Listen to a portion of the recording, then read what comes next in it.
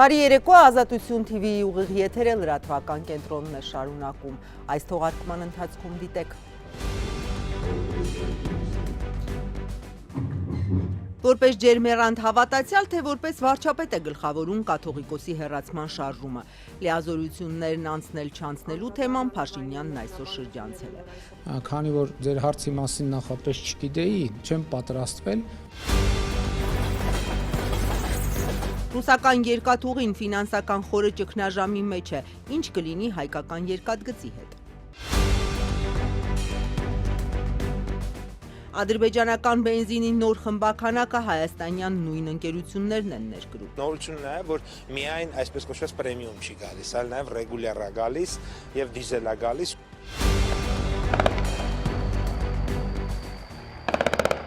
Սիրիայի իշխանության եւ քրդերի բախումների հետևանքով տուժել են հայաբնակ թաղամասերը։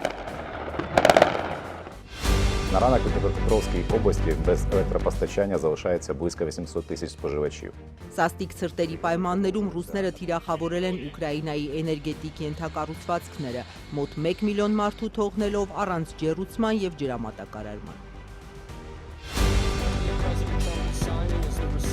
Թրամփը ՄԱԿ-ի եւս 31 կառույց լքելու հրամանագիր է ստորագրել։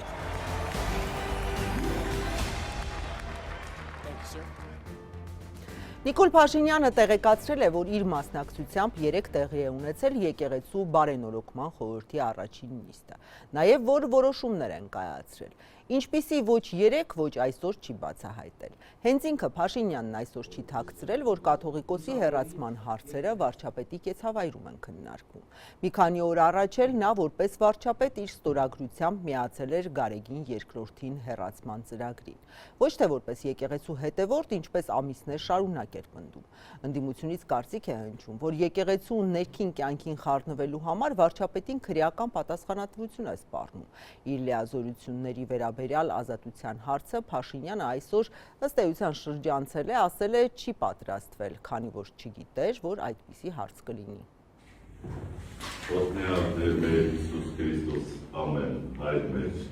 Տասը եպիսկոպոսները նորից վարչապետ Նիկոլ Փաշինյանի կառավարական առանձնատուն են գնացել։ Եկեղեցու բարենորոգման վերաբերյալ հայտարարության ստորագրումից հետո հիմա էլ խորհրդի առաջին նիստն են գումարել։ Օրակարգում կաթողիկոսին անցնցում հեռացնելու հարցն է։ Ասում եք, որ Կտրիչ Ներսյանը հեռանալու մտադրություն չունի, մենք պատրաստվում ենք այնպես անել, որ ինքը իր մտադրությունը փոխի։ Իսկ ոչ մեկ էլ հեռանալու մտադրություն չի ուներ, մետով է ասում, որ Սերժ Սարգսյանն էլ հեռանալու մտադրություն չուներ, բայց ստիպված էր հեռանալ։ Հայաստանի վարչապետն ամիսներ շարունակ պնդում էր, որպես ջերմեռանդ հավատացյալ է հոգևոր ռեֆորմ սկսել, այժմ որպես վարչապետ է գլխավորում հակակաթողիկոսական շարժումը եւ այստեղ չի տեսնում որևէ խնդիր։ Ես հիմա վարչապետ եմ, չէ՞ որպես ձեր առաջ հանդես գալ, ես քաղաքացի չեմ։ Ես քաղաքացի եմ նաեւ, ես հայաստանյաց առաքելական Սուրբ եկեղեցու հետևորդ եմ նաև։ Մայրաթորը որոշ իրավապաշտպաններ, ընդդիմադիրները մեղադրում են վարչապետը ներքաշվել է եկեղեցու գործերի մեջ, այնինչ եկեղեցին ու պետությունն անջատ են, սահմանադրությունը օրենքներ է խախտում, մինչև 15 տարվա ազատազրկում ենթադրող հանցագործություն է։ Անօրենություն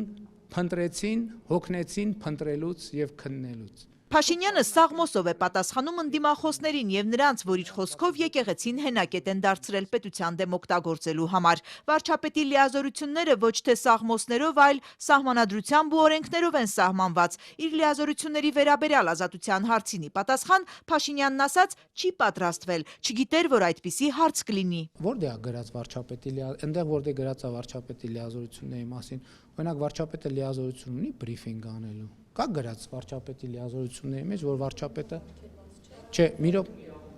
ունի, հա, հələ մի հատ կնայենք, հետաքրքիր է, որտեղ է ֆիքսված։ Կառավարության կառուցվածքի ու գործունեության մասին օրենքով է նախատեսված։ Վարչապետը հանրությանը պարբերաբար պետք է կառավարության գործունեության վերաբերյալ տեղեկատվություն տա։ Օրենքում գործադիրի ղեկավարին հոգևոր որևէ գործառույթ վերապահված չէ։ Սահմանադրությունն էլ ամրագրում է պետական պաշտոնյաները իրավասու են կատարել միայն այնպիսի գործողություններ, որոնց համար լիազորված են սահմանադրությամբ ու օրենքներով։ Պետության ու եկեղեցու հարաբերությունները կարգավորող օրենքով էլ սահմանված է եկեղեցու ինքնակառավարումը։ Այս դեպքում ինչ է անում Նիկոլ Փաշինյանը, կամրջում եմ ասաց։ Ես կամրջում եմ վարչապետի ինստիտուտը,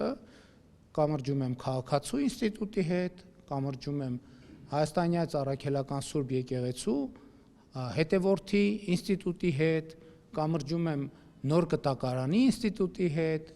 եւ այլն, եւ կամրջում եմ աղոթքի ինստիտուտի հետ, կամրջում եմ քաղաքացու ինստիտուտի հետ եւ այլն, եւ այդպես շարունակ։ Փաշինյանն այսօր էլ պնդեց վեհապարին հեռացնելու են սիրով տոգորված քրիստոնեական հանդուրժողականությամբ։ Եղել է, որ այդ ուղուց շեղվել ու վատ բառերը օգտագործել վարչապետը, բայց դրա համար ներողություն է խնդրել։ Խորանի առաջ ծնկի եմ գալիս եւ ներում եմ հայցում իմ մեղքերի համար։ Հովանավանքի Թալինի եկեղեցու գործող քահանաների մուտքը ուժայիններով փակելն ու դրանով կարգալույց քահանաներին խորան բարձրանալու հարցում օգնելը սիրով է։ Օրենքով է այդ ամենը ասաց վարչապետը, առանց մանրամասնելու, որ օրենքով են իրավապահները ստանձնում վարչապետի գլխավորած հակակաթողիկոսական շարժման պաշտպանությունը։ Հայաստանի Հանրապետության իրավապահ մարմինները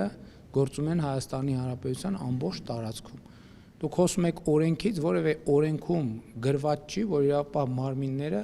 տենստեղ կա, որ չեն կարող մտնել կամ իրավապահ մարմինների մտնելու կարգ գոյություն չունի։ Որն է լինելու վարչապետի ու նրան միացած բարձրաստիճան հոգևորականների հաջորդ քայլը։ Այս պահին հստակություն չկա նաև խորհրդի նիստի վերաբերյալ Փաշինյանի տարածած հաղորդագրությունում։ Այս արշավին զուգահեռ ավելանում են դեպի վեհապարն ուղղվող նետերը։ Առաջնորդի ընդրությունը կկատարվի 3 տեխնազուներեն ժողովրդի կողմէ։ Մենք ժողովրդավար եկեղեցի ենք։ Կուզե իր սիրելի մարդը բերել մեզի բարդացրել։ Ասիկա անօթունելի է, էմերջելի է։ Օրեր առաջ հակակաթողիկոսական թիմին միացած Շվեյցարիայի հայոց թեմի առաջնորդական տեղապահ Տեր Գուսան վարդապետը 3 հանրայինի եթերում վեհապարին հակականոնական քայլերի համար էր մեղադրում։ Տեղի ծխական խորհուրդները պիտի թեմի առաջնորդ ընտրեն, բայց վեհապարը իր սրտի թեկնածուն ունի։ Կուզե փարաշուտի պես մեկը բերել այնտեղ մեզի ներկայացնել։ Քերակունյաց թեմի իր սիրելի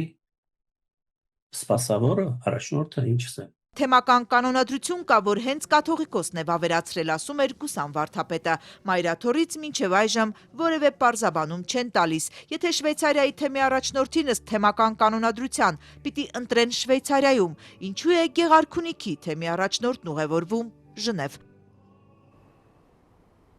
Այսօր բավականին բուռն է անցել ահաբեկչության եւ իշխանության զավթման փորձի համար մեղադրվող Բագրատ arczepiskopos Գալստանյանին ու նրա 17 համախոհների դատը։ Դատախազը թվարկել է այն ապացույցները, որոնց հիման վրա կազմել են մեղադրանքը։ Բագրատ Սրբազանն իրեն ու իր համախոհներին վերագրվող մեղադրանքը շինծ ու համարելով դարձյալ շեշտել է արդեն կես տարի բանտում է այն դեպքում, երբ ոչ գաղտնալսումների արդյունքում արված ձայնագրությունները, ոչ էլ ինչպես մեղադրողներն են պնդում,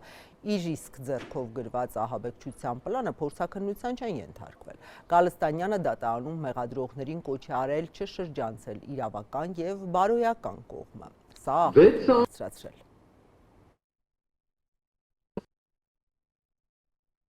6 ամիս շարունակ մարդը խորհրդարանի ամբիոնից գլխավոր դատախազ հնչեցրել է, որ փորձաքննության պիտի ենթարկվեն թե ձեռագրաբանական եւ թե նաեւ տեսալսողական։ Չի եղել 6 ամիս շարունակ, բայց մարդիկ բանտերում, կալանքներում, տնից տեղից կտրված, զրկված, ինչի իման վրա։ Սա հարց է, բարոյական հարց է։ Երկրորդը, այն որ ասում են Գալստանյանի բնակարան եկել գնացել են, այս մարդ չկա, որին բնակարան չի եկել, բայց իրանք ինչեր են կողմը նստած։ Եթե իրավունքը շրջանցելու եք իրավական մասը, բարոյական մասը, այո ասելու եմ, տղամարդկություն ունեցեք մի շրջանցեք։ Եթե բարոյական մասն եք շրջանցելու, իրավական մասը չշրջանցեք։ Երկուսից մեկը ընտրեք։ Երկու դեպքում էլ այլ բան է։ Նստեք հիմա, նստեք։ Ես գտնում եմ, որ այս ելույթը ոչ միայն վերաբերելիք է, այլև կոռեկտ չէ, ես եմ համոզի,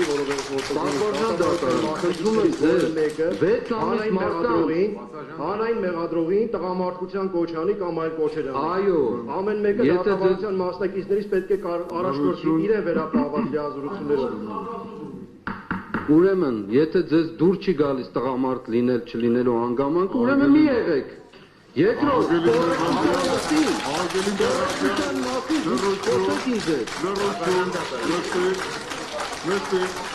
Դատարանը նստեց ձեր մտածությունը։ Արգելի մեղադրող, մեկ վարկյալ։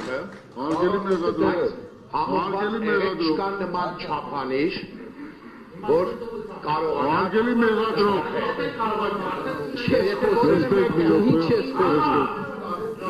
Զորություն։ Ուրեմն դատարանը ստիպված կլինի դատական նիստը ընդմիջելու։ Նստեք։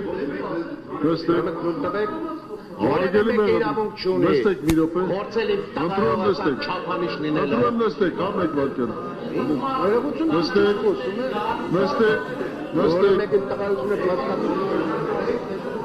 Ուրեմն նստեք։ Ռուսական երկաթուղիներին սնանկացում է սպառնում, դեռ 12 տարի էլ ըստ պայմանագրի այս ընկերությանն է վերապահված հայկական երկաթգծի կառավարումը։ Ուրեմն ինչ էր նշանակում Փաշինյանի վերջին հայտարարությունը, երբ նա հայ-ադրբեջանական ենթակառուցվածքների բացումից խոսելով ասում էր, եթե ռուսական կողմը աշխատանքն իրականացնելու հետ կապված որևէ խնդիր ունի, Հայաստանը կարող է նրանց հանձնված հատվածները հետ վերցնել ու սեփական փողերով վերականգնել։ Ինչ ակնարկ էր սա։ Ռուսական երկաթուղիները, որը նաև կառավարում է հայաստանյան երկաթգիծը, հարավկովկասյան երկաթուղին խորը ֆինանսական ճգնաժամի մեջ է։ Ընկերությունը, որը շահագործում է աշխարհի ամենամեծ 85,000 կիլոմետր երկարությամբ երկաթգծերից մեկը, միավորում 11 ժամային գոտիներ եւ ամեն տարի տեղափոխում միլիոնավոր ուղևորների, հիմա կանգնած է սնանկացման ճանապարհին։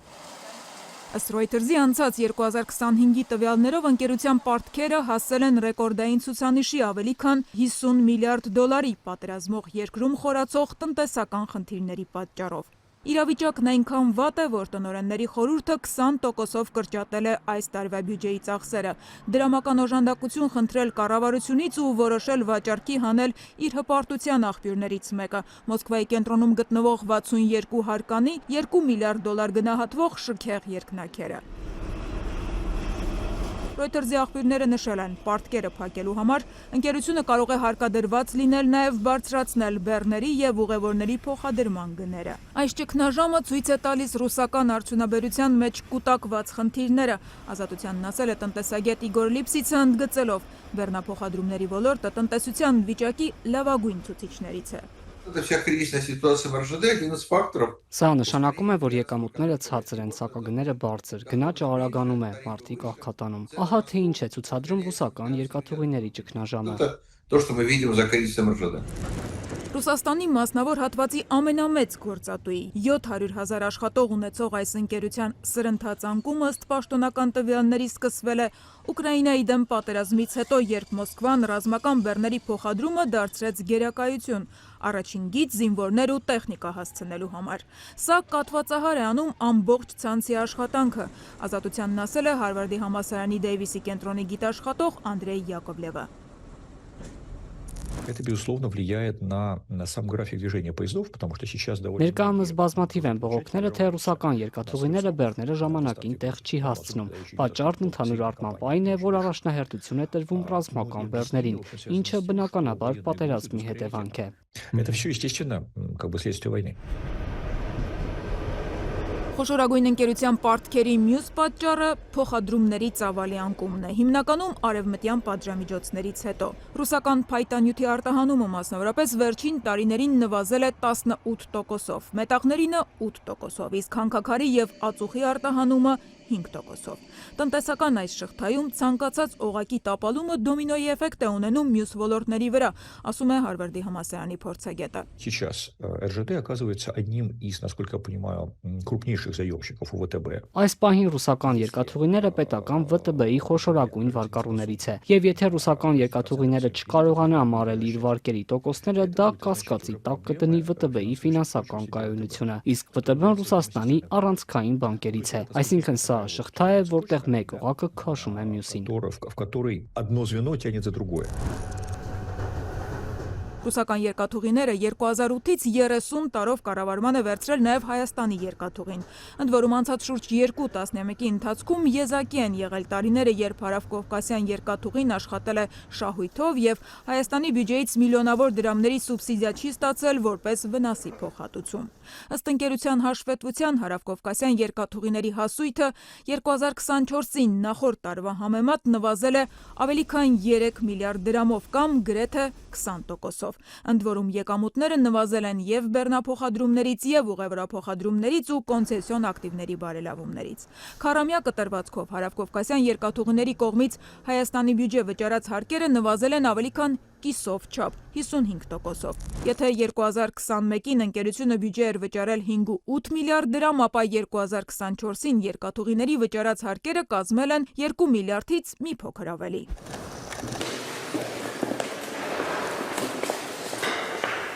Ռուսական ընկերության այս համակարգային խնդիրների ֆոնին անցած ամիս Հայաստանի վարչապետը հայտարարեց, թե ռուս գործընկերներից խնդրել է շտապ կարգով վերականգնել երկաթգիծը Երասխից մինչև Նախիջևան, Ախուրիկի հատվածից մինչև Թուրքիայի սահման։ Հետո այդ հարցը բարձրացրեց նաև դեկտեմբերի վերջին Սանկտ Պետերբուրգում նախագահ Պուտինի հետ հանդիպման ժամանակ։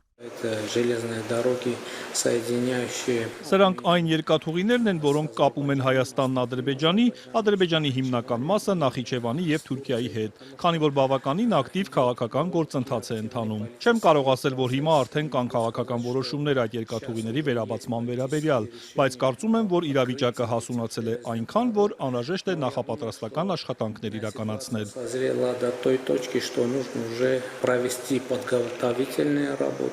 Ռուսաստանի նախագահի հետ դեմարդեմ հանդիպման հրապարակային մասում Փաշինյանն այս մասին չէր խոսել, սակայն վերադարձին Երևանում հայտարարել էր. եթե պարզվի, որ ռուսական կողմը այդ հատվածների վերականգնման հետ կապված խնդիր ունի, Հայաստանի կառավարությունը դրանք կարող է ետ վերցնել ու նորոգել սեփական միջոցներով։ Հայաստանցի գործարարները շարունակում են ադրբեջանական նավթամթերքներ կրել։ Նախորդին ադրբեջանական ԱՊԱ-ն հաղորդել էր, որ նախատեսվում է Հայաստան ուղարկել բենզինի եւ դիզելային վառելիքի 1000 տոննա։ Էկոնոմիկայի նախարար Գևորգ Պապոյանը հայտնել է, որ ադրբեջանական վառելիքի նոր խմբականակը նույն ընկերություններն են ներկրում։ Ազգային ժողովի իշխանական падգամավոր Խաչատուր Սուքիասյանի ընտանիքին պատկանող կոնցեռնի մաս կազմող Mega Trade-ը եւ Sisha World-ը, որը ըստ լրատվամիջոցների գործարար Սամվել Ալեքսանյանի կնոջ Շողերինա Մկրտչյանի եղբորորդուն է պատկանում 24-ամյա Սամվել Մկրտչյանին։ Նիկոլ Փաշինյանը այսօր պատմել է, ինչպես են հենց այս ընկերությունները դարձել ադրբեջանական վառելիքի առաջին ներկրողները։ Նրա խոսքից պարզ է դառնում, ընտրվել են իշխանության քաղաքական գիծը կիսող գործարարները։ Փոխվարչապետերի հանդիպման ժամանակ Ադրբեջանի փոխվարչապետը արտահայտել է պատրաստակամությունը Ադրբեջանի վաճառել նավթամթերք։ Հայաստանի կառավարությունը նախնական ուսումնասիրելով դաշտը այն գործարարներին, որոնք մեր գնահատմամբ հակված չեն լինի դրանից քաղաքական ակցիա սարքել, ասել, որ օրինակ կառավարությունը մեզ ստիպում է, որ մենք Ադրբեջանից բենզին գնենք, իսկ մենք չենք գնում բենզին, որովհետև եւ այլն եւ այլն։ Մենք ասել ենք, որ կա այդպիսի հնարավորություն։ Եվ երկու կողմերի ընկերությունները, եթե չեմ սխալվում, Հայաստանի կողմից երկու ընկերություն կապ են հաստատել, միջայլոց ասեմ, բոյկոտի դրսևորում առաջին խմբականակի ներկրման ժամանակ եղավ, որովհետև եղան ցանցեր, ովքեր հրաժարվեցին վաճառել այդ բենզինը, ինչը նշանակում է, որ մեր նախնական մտահոգությունը եւ մտավախությունը ճիշտ էր։ Ընկերությունների մասով կարծես թե նույն ընկերություններն ինչ որ նախորդ, վառելիքը գալիս է մի քանի հազար տոննա գալիս է, նորությունն է, որ միայն այսպես կոչված պրեմիում չի գալիս, այլ նաև ռեգուլյար է գալիս եւ դիզել է գալիս ու էլի նախնական գնահատականներով շուկայականից էական մինչև 80 դրամ էժանալին։ Իսկ երբ կհասնի Հայաստան։ Մոտակա օրերին։ Եկեք սենց անենք, էլի դա չպետք է լինի սենսացիա։ Այսինքն, այսպես սենսացիան առաջինն է լինում։ Ինքը երկրորդ, երրորդն էլ կլինի, 5-ն էլ կլինի, 15-ն էլ կլինի, ինքը արդեն բանի մեջ է։ Ես նույնիսկ անկեղծ ասեմ, ես այլևս այդ process-ով չեմ զբաղվելու, որովհետև ինքը ռելսերի վրա ընկած է, ոնց որ չեմ զբաղվում, չգիտեմ, որևէ բիզնես, երբ որ Չինաստանից ինչ որ բան ա բերում, էլի, այսինքն այդ ինքը արդեն ռելսի վրա ընկած է եւ կգնա։ Երևանում է Իրանի փոխարտգործնախարարը։ Հայկական կողմը հաղորդում է, որ արտգործնախարար Արարատ Միրզոյանի հետ հանդիպմանը մտքեր են փոխանակվել տարածաշրջանային ենթակառուցվածքների ապաշրջափակման շուրջ։ Միրզոյանը ընդգծել է Երևանի հստակ դիրքորոշումը, որ ապաշրջափակումը տեղի է ունենալու հիմնարար սկզբունքների շրջանակներում։ Անդրադարձել է այդ ուղղությամբ մշակվող ծրագրերին եւ դրանց միջոցով ընձեռնվող հնարավորություններին։ Այլ մանրամասներ չեն հաղորդվում։ Թեհրանը դեռ չի հաղորդել իրանցի դիվանագետի երևանյան հանդիպումների մասին։ Իրանի պաշտոնյայի այցը հաջորդում է իսլամական հեղափոխության գերագույն առաջնորդի խորհրդական Ալի Ակբար Վելայեթիի աղմկահարույց հայտարարությանը, թե Կովկասի համար Թրամփի ծրագիրը գործնականում նույնն է, ինչ Զանգեզուրի միջանցքի նախագիծը։ Ուստի Թեհրանը կտրականապես դեմ է դրան։ Երևանից վստահեցրել էին, թե անհանգստությունները անհիմն են։ Եթերում Ազատության լրատվական կենտրոնն է, մեր լուրերին կարող եք հետևել նաև Ազատության տելեգրամյան ալիքում, իսկ այս ծրագրի երկրորդ մասում առաջարկում եմ դիտել։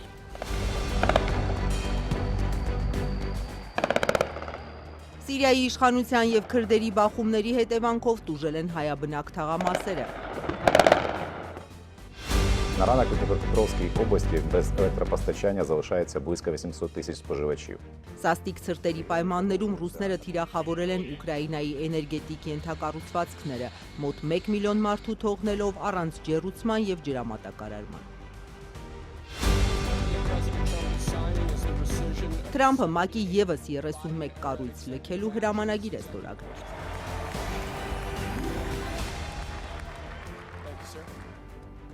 Սիրիայի բանակը այսօր դարձյալ հարվածել է Հալեպի 2 պաշարված քրդական թաղամասերին, մինչ այդ բնակիչներին հորդորելով լքել բնակավայրերը։ Արդեն երրորդ օրը շարունակվող բախումների հետևանքով զոհվել է ավելի քան 1 տասնյակ մարդ, հազարավոր մարդիկ լքել են տարածքը։ Խանութները, համալսարաններն ու դպրոցները շարունակում են փակ մնալ։ Դամասկոսը պահանջում է ինքնավարության ձգտող քրդերից վայր դնել զենքն ու ինտեգրվել Սիրիայի բանակին, ինչի մասին կողմերը համաձայնագիր էին ստորագրել անցած մարտին։ Պայմանավորվածությունը, սակայն, իրականություն չի դարձել մի շարք տարաձայնությունների պատճառով։ Սիրիական բանակի եւ քրդերի գլխավորած սիրիական դեմոկրատական ուժերի բախումների հետևանքով նյութական վնասներ են կրել հայկական Շեյխ Թահա եւ Վիլանե շրջանները։ Ազատության տեղեկություններով Հայերի շրջանում վիրավորներ չկան։ Ազատությունը զրուցել է Սիրիայի խորհրդարանի падգամավոր Մարիա Գաբրիելյանի հետ, հենց հարցազրույցի պահին էլ կրակոցներ էին հնչում։ Ճիշտ այս ժամուն արդեն դժտված ժամկետը փանագի կողմը, սիրիական փանագի կողմը դժտված ժամկետը ավարտեցավ եւ սկսան գրագոցները։ Այսինքն քանի որ վարյանվա մեջ գամայանա հանգած փողոցը, թե ոչ партия քրդական շրջանները ցույց կա արդյունքված չէ, որ մեկ ժամուն ազատ են մարդիկ։ Բայց միանած շրջանները մինչև այս ժամը դժտված է, որ ով որ գուզե քաղաքացիները ցույց կար, որը դի սկսեն ռազմական կորձությունները։ Այո, մենք նկատելով որ քրդական շրջանները արվարձաններ չեն, հերավոր շրջաններում մեջ չեն, այլ ուղղակի քաղաքի մեջ են եւ հարագից նույնիսկ հայապնակ շրջաններում քննադատաբար գաստվին։ Օրինակ երեք միշքիշերեն սկսան զարգը, մինչև արդված եմ հրեդանին, հրասանցերը, ափսոս որ նաեւ հալեբահայերու դներու վրա հրասանցեր ինգադեն։ Պարկ աստծո վիրավորներ կամ զոհեր չկան 1000 պարկ, բայց այդպես կսենք չնայած այդ բախը, որ գաբից այդ վարյանին, որ հրասանցի գինը, շատ ահավոր է, այսինքն հոգեգան վնասն օրեն վիրավորանքի չափ, եթե չեմ ավելի ձանր է, միթական վնասներ են առայժմ արձանագրված, բայց լարված է դա գավին գասությունը։ Միաժամանակ նշեմ, որ հայ համայնքը դատության դերն է,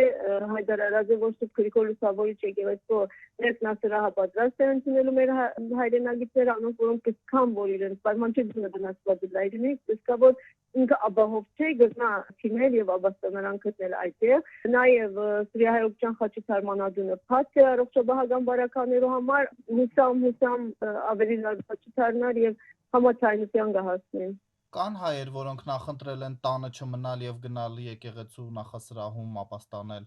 Այո, կան հատուկ են բարականեր եւ կան օրինակ նախընտրած են իրենց աստղականներուն դունը, այսինքն իրենց բարեկամներուն աստղականներուն դունի եկել եւ կան որ այո, նախընտրեն օրինակ միայնակ մարդիկ կան, եթե գիներ, դարեց դղամարտիկ, իրենք ավելի իրենց ապահովության սրահին մեջ, այո, ինչու՞ չէ, գա։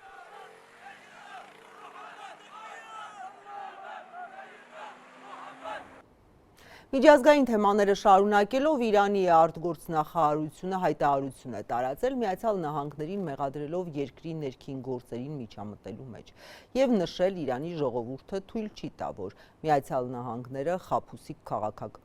Նահանգների խաբուսիկ քաղաքականությունը եւ թշնամական վարքագիծը խաթարեն Իրանի ազգային ինքնիշխանությունը, անկախությունն ու արժանապատվությունը։ Ավելի վաղ Միացյալ Նահանգների նախագահ Թրամփը հայտարարել էր, որ Իրանը շատ ծանր հարված կստանա, եթե ավելի շատ ցուցարարներ զոհվեն։ Ցուցարարների շրջանում ըստ իրավապաշտպան կազմակերպությունների տասնյակ զոհեր կան, հազարավոր ձերբակալվածներ, բայց վատ կառավարման, ազգային արժույթի կտրուկ արժեզրկման եւ գնաճի դեմ ցույցերը ըստ հրապարակումների շարունակվում են։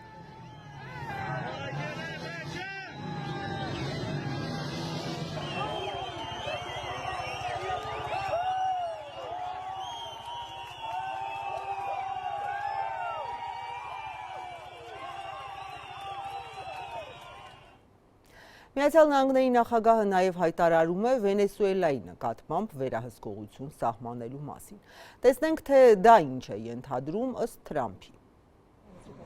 Դոնալդ Թրամփն ակնկալում է, որ Միացյալ Նահանգները դեռ երկար թերևս տարիներով կղեկավարի Վենեսուելան եւ կարծյունահանի այս երկրի նավթը։ ԱՄՆ նախագահն այս մասին ասել է New York Times-ին տված ծավալուն հարցազրույցում։ Սպիտակ տան ղեկավարը նշել է, որ ԱՄՆ-ն հիմա շատ լավ է համագործակցում նավթի աշխարհի ամենահարուստ պաշարներ ունեցող երկրի նախագահի պարտականությունները ստանձնած Դելսի Ռոդրիգեսի կառավարության հետ։ Այդ կաբինետի պաշտոնյաները մարդիկ են, որոնք հավատալի են նախկին նախագահ Նիկոլաս Մադուրոին, ում տիկնոջ հետ անցած շաբաթ ԱՄՆ հատուկ ջոկատայինները ձերբակալեցին ու տեղափոխեցին ԱՄՆ դատարանի առաջ կանգնելու։ Մենք Վենեսուելան կվերականգնենք շատ շահավետ ձևով։ Մենք օգտագործելու ենք նավթը եւ վերցնելու ենք նավթը։ Մենք իջեցնում ենք նավթի գինը եւ ստացված գումարը տալու ենք Վենեսուելային, որը դրա կարիքը չափազանց շատ ունի։ Wall Street Journal-ը իր աղբյուրներին հղումով հայտնում է, որ Թրամփը մտադիր է վերահսկողության տակ վերցնել Վենեսուելայի նավթային ոլորտը, մասնավորապես վերահսկողություն ստանալ պետական նավթային ընկերության նկատմամբ եւ զբաղվել արդյունահանվող նավթի մեծ մասի գնմամբ ու վաճառքով։ Ըստ ամերիկյան պարբերականի օգնականների հետ հարցը քննարկելիս ԱՄՆ նախագահն ասել է, որ եթե իրեն կառավարեն ոլորտը, կկարողանան նավթի գինը նվազեցնել մինչև $50 մեկ բարելի դիմաց։ ԱՄՆ-ն, որն արդեն մոտ 1 ամիս արգելում է Վենեսուելայից նավթի արտահանումը, երեքշաբթի հայտարարել էր գործարքի մասին, որով Վենեսուելան մինչև $2 միլիարդ նավթ կարտահանի ԱՄՆ։ Երեկ էլ երկրի պետական նավթային ընկերությունը հայտարարեց, որ առաջընթաց է գրանցում ԱՄՆ-ի հետ նավթի վաճառքի շուրջ բանակցություններում։ Reuters-ը 4 աղբյուրի հղումով հայտնում է, որ ամերիկյան նավթային խոշոր ընկերություններից Chevron-ը բանակցում է ԱՄՆ կառավարության հետ Վենեսուելայում գործելու արտոնագիրն ընդլայնելու համար, որպեսզի կարողանա ավելացնել նավթի արտահանումը։ ԱՄՆ պետքարտուղարն իր հերթին ասել է, որ Վաշինգտոնը Վենեսուելայի համար նախատեսում է 3 փուլանոց ծրագիր, որը նախատեսում է իրավիճակի կայունացում, երկրի վերակառուցում եւ իշխանության փոխանցում։ Մարկո Ռուբիոն ասել է, որ պատրաստվում են գործարք կնքել երկրի ամբողջ նավթը գնելու համար։ Վենեսուելան շատ նավթ ունի արդյունահանած, որը չի կարողացել իրացնել ԱՄՆ շրջափակման պատճառով, բացատրել է նա։ Մենք այն վաճառելու ենք շուկայում շուկայական գնով, այլ ոչ թե զեղչով, ինչպես Վենեսուելան էր վաճառում։ Այդ գումարն այնուհետև կկառավարվի այնպես, որ վերահսկենք դրա բաշխումը, որպեսզի դրանից օգտվի Վենեսուելայի ժողովուրդը, ոչ թե ռեժիմը։ Մադուրոյի ձերբակալումից հետո Վենեսուելայի նախագահի պարտականությունները ստանձնած Դելսի Ռոդրիգեսը հայտարարել է, որ Կարակասը բաց է այլ երկրների հետ էներգետիկ գործընկերության համար։ Վենեսուելան բաց է էներգետիկ հարաբերությունների համար, երբ բոլոր կողմերն են շահում, երբ տնտեսական համագործակցությունը հստակ սահմանված է առևտրային պայմանագրերում։ Սա է մեր դիրքորոշումը եւ մեր էներգետիկ հարաբերությունների բազմազանությունը։ Վենեսուելային նավթային շրջափակման մեջ պահելուն զուգահեռ ԱՄՆ-ն 3 Ատլանտյան օվկիանոսում ռուսական ստվերային նավատորմի լցանավ է կալանել, որը ըստ ամերիկյան կողմի կիրառվում էր վենեսուելական նավթ տեղափոխելու համար։ Նավի սեփականատերը գործարար է Ղրիմից։ Նման եւս մեկ նավ ԱՄՆ-ն կալանել է այսօր։ Ռուսաստանը քննադատել է ԱՄՆ գործողությունները, նշելով, որ ոչ մի երկիր իրավունք չունի ուժ կիրառել այլ պետության իրավասության ներքո բաց ծովում գործող նավերի դեմ։ Վենեսուելան հարավամերիկյան միակ երկիրը չէ, որ հայտնվել է ԱՄՆ խոշորացույցի տակ։ Ավելի վաղ Թրամփը Կոլումբիային սպառնացել էր ռազմական գործողությամբ, որին պարբերաբար մեղադրել է ԱՄՆ թմրանյութեր ներմուծելու համար։ Երեկ էլ իր երկրորդ պաշտոնավարման ընթացքում առաջին անգամ հեռախոսով նա խոսել է այդ երկրի նախագահի հետ եւ հրավիրել Սպիտակ տուն։ Թե երբ տեղի կունենա հանդիպումը, Թրամփը չի նշել։ Հեռախոսազրույցից հետո Գուստավո Պետրոն Բոգոտայի գլխավոր հրապարակում հավաքված աջակիցներին ասել է, որ ընդունել է Թրամփի հրավերը։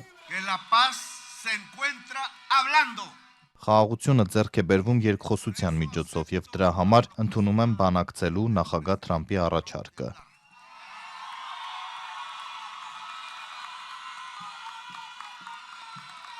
Տեսնենք, թե ինչ դուրս կգա դրանից։ Ես կշարունակեմ պնդել, որ դաշինքը հնարավոր է մաքուր էներգիայի ոլորտում, քանի որ այն բերում է խաղաղություն, կյանք եւ սեր։ Պետրոյի աջակիցները Թրամփի դեմ ցույց են արել նաև Կուկուտա քաղաքում ակցիային մասնակցել են նաև վենեսուելացիներ, որոնցից մի քանիսը պարզել են Նիկոլաս Մադուրոյի եւ նախկին նախագահ Ուգո Չավեսի լուսանկարները։ Ցուցարարներից մեկն էլ անկախության հերոս Սիմոն Բոլիվարի կերպարով է ներկայացել, որը խորհրդանշում է դիմադրությունն ինքնիշխանությանը սպառնացող վտանգի դեմ։ Վերջինս քննադատել է Մադուրոյի ձերբակալումը։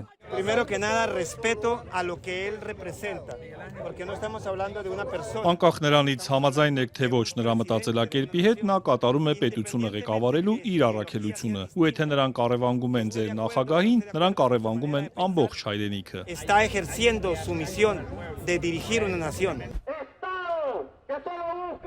Ամերիկայի կողմից բռնապետ ճանաչված Մադուրոյի ձերբակալությունից հետո նաև նրա անդիմախոսների ցույցեր են եղել, հիմնականում Վենեսուելայից դուրս, որոնք ողջունել են Ամերիկայի գործողությունները։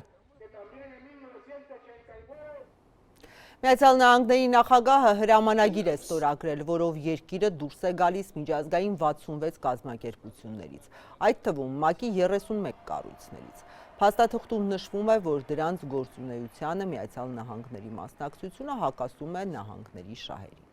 Թրամփի հրամանագրով Միացյալ Նահանգները նախատեսում է դադարեցնել իր մասնակցությունը մի շարք կազմակերպությունների, որոնք զբաղվում են մասնավորապես կլիմայի փոփոխությունների դեմ պայքարի, ժողովրդավարության եւ մարդու իրավունքների խթանման, ինչպես նաեւ այսպես կոչված հիբրիդային սպառնալիքների դեմ պայքարի հարցերով։ ՄԱԿ-ը դեռևս չի մեկնաբանել ԱՄՆ նախագահի հրամանագիրը։ Վաշինգտոնը մինչ այս արդեն դուրս էր եկել Փարիզի կլիմայի համաձայնագրից, առողջապահության համաշխարհային կազմակերպությունից եւ ՅՈՒՆԵՍԿՕ-ից, ինչպես նաեւ շեշտակի կրճատել արտաքին օգնությունը։ Ռուսական բանակը անցած գիշեր թիրախավորել է Ուկրաինայի էներգետիկ ենթակառուցվածքները մոտ 1 միլիոն մարդու թողնելով առանց էլեկտրաէներգիայի ջեռուցման եւ ջրամատակարարման։ Դնեպրի քաղաքապետը հայտարարել է, որ գիշերային հարվածները ստեղծել են ազգային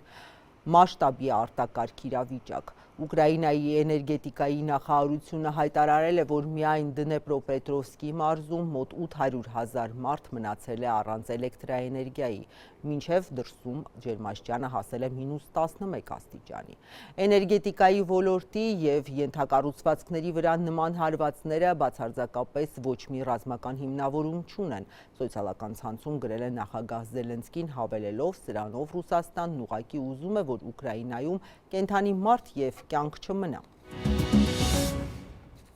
Հայաստան վերադառնանք, կոռուպցիայի համար մեղադրվող Գյումրիի քաղաքապետ Վարդան Ղուկասյանը Երևան կենտրոն քրեակատարողական հիմնարկից տեղափոխվել է հիվանդանոց։ Նրա փաստաբանն ասել է, Ղուկասյանը հիվանդանոց է տեղափոխվել, քանի որ իրենց միջնորդությամբ առողջական վիճակի հետ կապված փորձաքննություն է նշանակվել։ Պաշտպանական կողմը բազմիցս է ահազանգել, որ 64-ամյա Ղուկասյանի հիվանդությունները անհամատեղելի են կյանքի հետ։ Պաշտպանական ներողություն կալանքի հետ են անհամատեղելի։ Պաշտպանական կողմը հույս ունի, որ փորձաքննության եզրակացությամբ կտրվեն նաև այդ հարցերի պատասխանները։ 8 օր է առողջապահության ապահովագրությունը ուժի մեջ է, բայց բազմաթիվ հարցեր դեռ օդում են, իսկ որոշ նախագծեր եւ կարգավորումներ դեռ նոր են ընդունվում։ Առողջության համընդհանուր ապահովագրության ռեգիստրում տվյալների վարման կարգը Կառավարության այսօրվա նիստում հաստատվեց կարգը, թե առողջության համընդհանուր ապահովագրության ռեգիստրում ինչպես են հավաքագրվելու, պահպանվելու եւ փոխանցվելու քաղաքացիների տվյալները։ Որպեսզի անձը մեկ անգամ տվյալները տրամադրելով որոշակի կառույցի, արդեն հաջորդ կառույցները իրար միջև փոխգործելիության շրջանակներում կարողանան օրենքի եւ կարգավորումների տրամաբանությամբ ապահովել այս տեղեկատվության փոխանակումները։ Շահառուներն Արմեդ հավելված մուտք գործելիս կարող են տեսնել ապահովագրված են պետության կողմից, թե ապահովագրավճար վճարող են։ Վերջին խումբը 200,000 դրամ եւ ավելի աշխատավարձ ստացող քաղաքացիներն են։ Նրանք ի տարբերություն մյուս խմբերի իրենք են վճարելու ապահովագրության համար։ Հավելվածում կցված է նաեւ հատուցվող ծառայությունների ցանկն ու բուժհաստատությունները։ Չնայած սրան, այս օրերին պոլիկլինիկաներում ազատությանը հանդիպած քաղաքացիներից ոմանք դեռ տեղյակ չէին այս նորամուծություններից, բայց տեղյակներ էլ կային։ Պրոստեի բացել եմ տելևիզորով, ինչ։ Հա, բայց ինձ կային վրես կազդե։ Տելևիզոր նայել ենք, բայց խելքի մոտիկ բան չէ, քուր ջան։ 66 եմ ես։ Անվճար սպասարկվելու եք դուք։ Հավատալս չի գա։ Թե չխաբաշտ եմ вообще այդպես բաներից։ Տեղյակ չեք։ Չէ, ով է տեղյակ, բայոր տեղյակ եղնենք։ Մինչև լիարժեք չհամոզվենք, չտեսնենք, չկարտանք, չօգտվենք, ոչինչ ասել չենք կարող։ Կառավարության այսօրվա նիստի օրակարգում ներկայացված փաստաթղթերի շարքում էր նաև ապահովագրության ռեգիստրի աշխատանքի կանոնների նախագծի փաթեթը։ Մի քանի կետերի շուրջ անհամաձայնություններ են ունեցել Պետեկամուտների կոմիտեն, տարածքային կառավարման եւ արդարադատության նախարարությունները։ Այդուհանդերձ առողջապահության նախարարության առաջարկն այսօր ընդունվեց։ Դեմ չկա, որոշումն ընդունված է։ Մենք պետք է անենք բաներ, որոնք դժվար է եւ մենք դժվարություններով այո անում ենք։ Այս բանը, որովհետեւ համոզված ենք, որ դա պետք է Հայաստանի Հանրապետության քաղաքացիների։ Անցած տարեվերջին նախագծի քննարկումների ժամանակ ընդդիմադիր падգամավորները դիմելով առողջապահության նախարարին պնդում էին համակարգն արագ ու հապճեպ է ընդունվել, հատկապես առաջնային օղակը պոլիկլինիկաները պատրաստ չեն դրան։ Այս եւ մի շարք այլ խնդիրների վերաբերյալ մի ռեպորտաժ էլ վերջերս վարչապետ Փաշինյանի աչքով էր ընկել։ Ռեպորտաժից իմացա, որ առողջապահության համակարգը փլուզվել է, ջախջախվել է եւ գոյություն չունի այլևս։ Մենք տենց կատաստրոֆայի առաջ ենք կանգնած։ Ճիշտ ասած, վախից անջատեցի հեռուստացույցը եւ հիմա կուզենայի ձեր մեկնաբանությունները։ Կարող եմ մի բան կամ մեզ չեք ասում։ Ավանեսյանը, որ խորհրդարանում էլ չէր ընդունում ընդդիմադիրների պնդումները, թվերով արձագանքեց վարչապետի հարցին։ Այսօր առավոտյան ժամը 10-ի դրությամբ ասած արդեն 16266 մարդ սպասարկվել է ապահովագրության շրջանակներում։ Երբ որ այդ ռեպորտաժներից գնում ես կոնկրետ հիվանդանոց, կոնկրետ պացիենտի սենյակ ու տեսնում ես վիրահատված 3-80-ամյա մեր քաղաքացին, ով մինչև այդ, եթե այդ խնդիրը ունենար դեկտեմբերի 31-ից առաջ, լրջագույն խնդրի առաջ էր կանգնելու, որովհետև հասանելի չէր լինելու այդ ծառայությունը սրտի ռիթմավարի, 2 օր առաջ վիրահատվել է եւ 3 երեկոյան տուն է գնացել։ Փաշինյանը հարցրեց այս մի քանի օրերին համակարգի գործարկման որակը 10 բալանոց սանդղակով որքան է գնահատում նախարարը։ Հավանեսյանն ասաց 6-ից 6.5 բալ, ինքն ավելի լուրջ խնդիրներ էր սպասում։ Իսկ արդյոք խնդրահարույց չէ, որ թեև առողջության համընդհանուր ապահովագրությունն արդեն գործում է, բայց ռեգիստրի տվյալների հավաքագրման կարգը նոր է հաստատվում։ Առողջապահության նախարարությունից ասացին դրանք իրար լրացնող քայլեր են։ Համակարգի գործարկման համար առանցքային նշանակություն ունեցող ինտեգրված օպերատորի մրցույթն ինչու է հայտարարվել, եթե նախարարությունից պնդում են, որ Արմեդն է իր վրա վերցրել օպերատորի հիմնական աշխատանքը, կամ ինչու է համակարգն ուժի մեջ մտել առանց ինտեգրված օպերատորի վերջնական ընտրության։ Ապահովագրության ներդրման եւ գործարկման այս փուլի համար Արմեդը յովին պատրաստ է այդ ծառայությունները մատուցել։ Սխալ պնդում եք անում, երբ ասում եք օրենքը կա, բայց օպերատորը չկա։ Բա եթե չկա, ինչպես ենք այսքան ժամանակ աշխատել կամ ինչպես ենք հենց այս պահին սպասարկում քաղաքացիներին։ Այո, Արմեդը կա, բայց ապահովագրության հետագա փուլերի ներդրման ավելի շատ շահառուների սպասարկման համար մենք տեխնոլոգիական նոր լուծումների ինտեգրման հնարավորությունները դիտարկում ենք։ Դրան է միտված նաեւ մրցույթի հայտարարումը, որը ընթացքի մեջ է ըստ փուլերի կիրականացվի։ Իդեպ ինտեգրված օպերատորի ընտրության համար հայտարարված մրցույթի առաջին նախավորակավորման փուլի ժամկետն ավարտվել է։ Քանի ընկերություն է դիմել, միջազգային են դրանք թե տեղական։ Հաջորդ փուլ որ ընկերությունը կամ ընկերություններն են անցել։ Այս հարցերի պատասխաններն այսօր նախարարությունից չստացանք։ Տարիներ շարունակ առողջապահության նախարարությանը չի հաջողվել գործարկել նաև էլեկտրոնային դեղատոմսերի համակարգը։ Դեղատները դեռ շարունակում են հակաբիոտիկներ եւ այլ դեղեր վաճառել առանց դեղատոմսի։ Նախարար Ավանեսյանն Ազատության հետ զրույցում պնդել պնդել էր, ապահովագրության համակարգը կլուծի այդ հարցը։